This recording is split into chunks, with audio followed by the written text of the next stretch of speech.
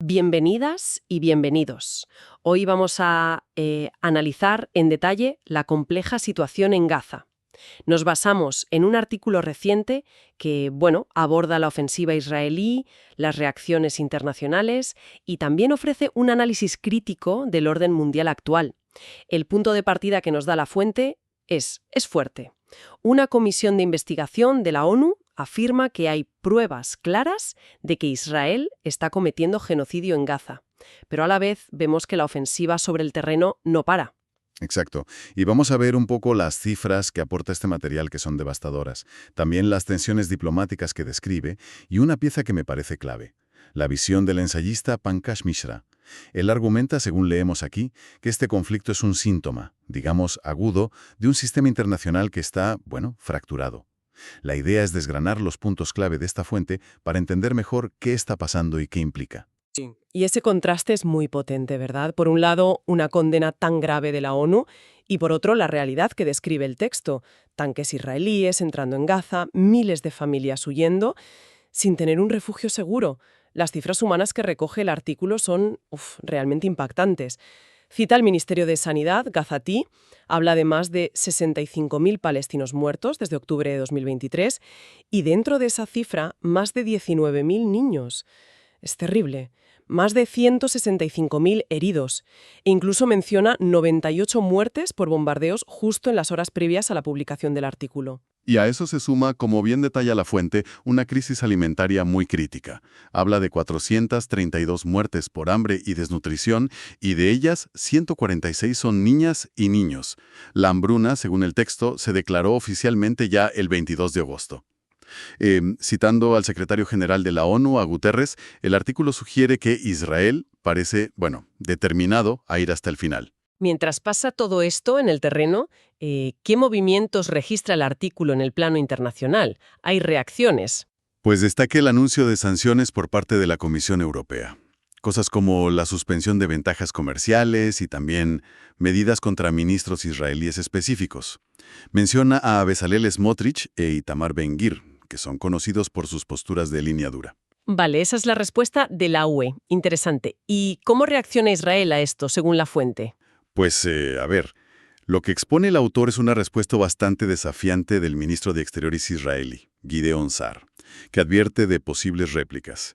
Y esto parece ir en línea con otro punto que recoge el texto, el llamado de Netanyahu a preparar lo que él llama una economía de aislamiento.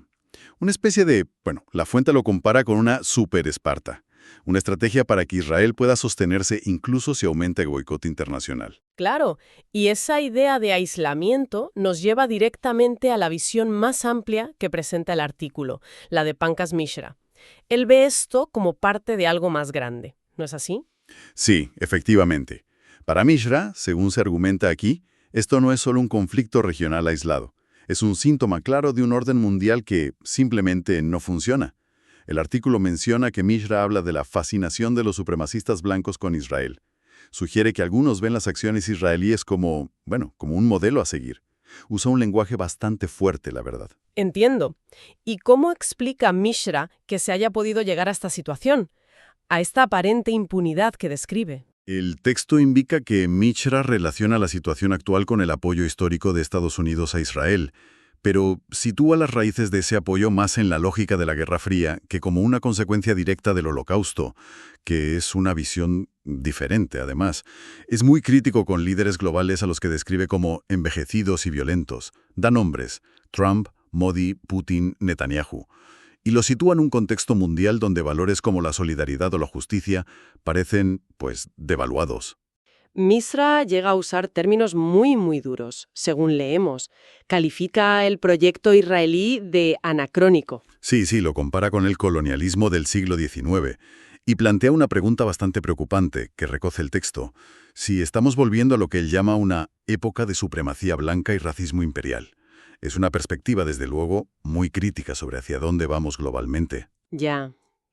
Pero, ¿hay algún resquicio de esperanza en su análisis? Tal como lo presenta el artículo, claro. Sí, el texto también recoge que Mishra pone el foco en las generaciones más jóvenes. Señala que fueron, y cito textualmente, los primeros en llamarlo por su nombre. genocidio. Y aunque indica que sufrieron represalias por ello en su momento, ahora esa palabra, genocidio, resuena mucho más a nivel global.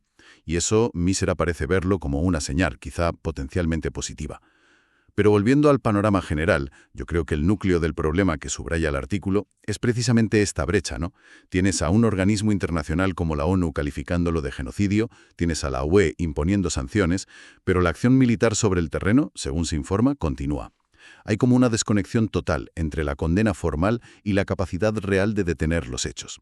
Y para que quede claro, el propio artículo se encarga de recordar la definición formal de genocidio según la Convención de la ONU de 1948. Son actos cometidos con la intención de destruir total o parcialmente a un grupo nacional, étnico, racial o religioso.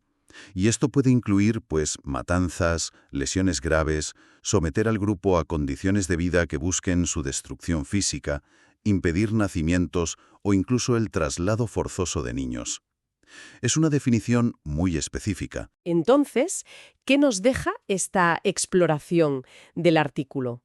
Nos presenta, creo, esa encrucijada que plantea Mishra, o un posible retroceso hacia un orden que creíamos superado, basado en criterios raciales y coloniales. O quizá, la otra vía, la consolidación de movimientos globales de protesta que busquen reinventar la justicia internacional desde abajo, desde la gente. Exacto.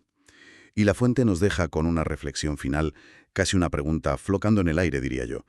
Si las definiciones y las estructuras internacionales, como la de genocidio, están ahí, en el papel, pero no consiguen detener en la práctica acciones que se califican como tal. ¿Qué nos dice eso? ¿Qué nos dice sobre la verdadera eficacia del derecho internacional y de la rendición de cuentas en el mundo actual? Es una cuestión, fundamental para el futuro, creo yo.